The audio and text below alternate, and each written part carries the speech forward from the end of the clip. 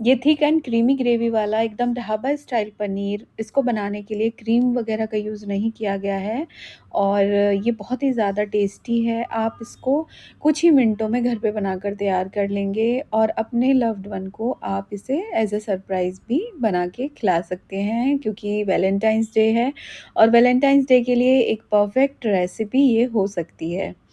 तो चलिए देर ना करते हुए ये आसान सी रेसिपी को बना लेते हैं।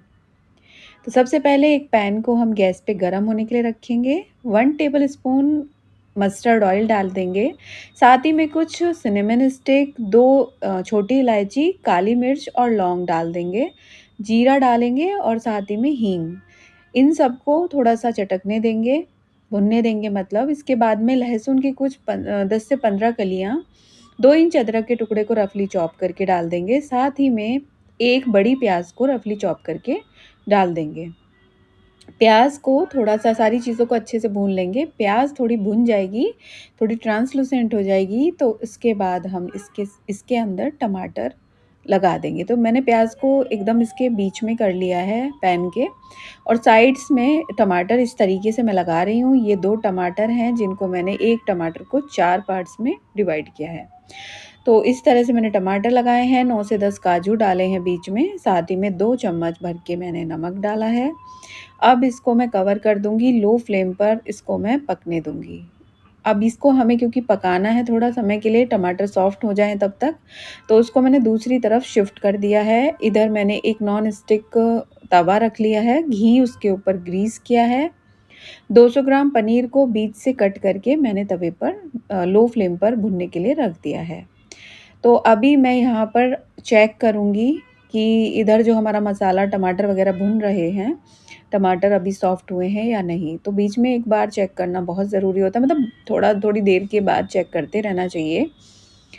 नहीं तो क्या होता है ना, बॉटम में मसाला चिपकने लगता है। तो यहाँ पे टमाटर काफ़ी ज़्यादा सॉफ्ट हो चुके हैं और इनको मैं थोड़ा-सा स्पैचुला की हेल्प से इनको थोड़ा-सा मैं मैश भी करने की कोशिश कर रही हूँ, जिससे कि हमारी सब्ज़ी फटाफट से बन जाएगी। तो इसी तरह से मैं इसको चलाती जा रही हूँ। अभी मुझे लगता है कि मुझे इसे और थोड़ा-सा कवर करके रखना चाहिए। तो मैंने थोड़ी देर के लिए 5 मिनट के लिए और कवर किया है इसको। और अब मैंने इसको इसके अंदर सीधा मैंने जैसे ढक्कन हटाया, तो मैंने इसके अंदर कश्मीरी रेड चिली 2 टीस्पून, साथ ही में मैंने 2 टीस्पून धनिया पाउडर और 1 चम्मच हल्दी पाउडर डाल दिया है। सब चीज़ों को अच्छे से मिक्स करेंगे।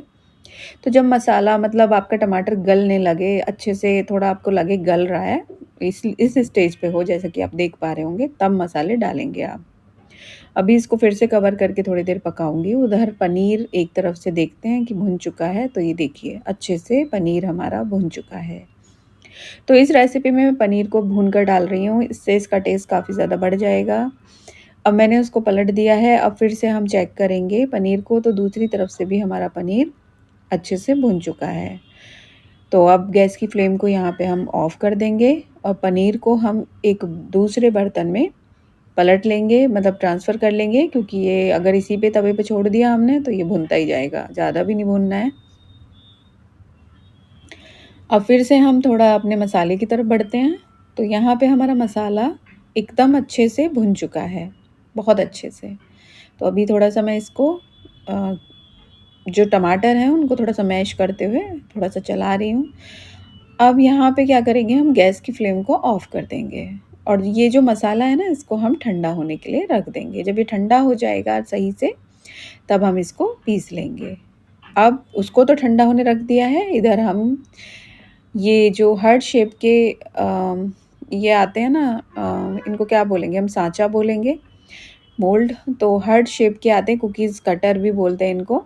तो आप ये इज़िली आपको किसी भी ऑनलाइन साइट से मिल जाते हैं। तो इन्हीं से ही मैं छोटे-छोटे ये हार्ट शेप में कट कर रही हूँ।